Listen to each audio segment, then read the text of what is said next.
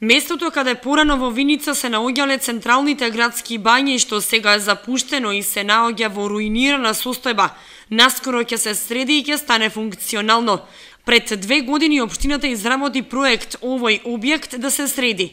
Имено, годинава преку Источнопланскиот регион се обезбедени 3 милиони денари, пари со кои Виница ќе добие мултикултурен центар. Во проектот за изградба на центарот, општината учествува со 1 милион денари. Во овој мултикултурен центар ќе имаме 2 етнособи и една поголема просторија, една сала за одржување на семинари на состаноци.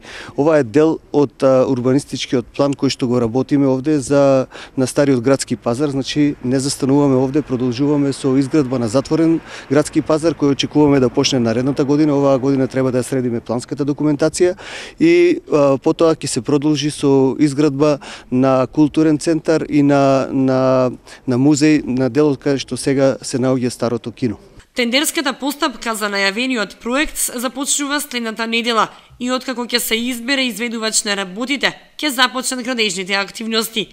Според планираното, центарот треба да биде готов во месец август, која ќе биде пуштен во употреба.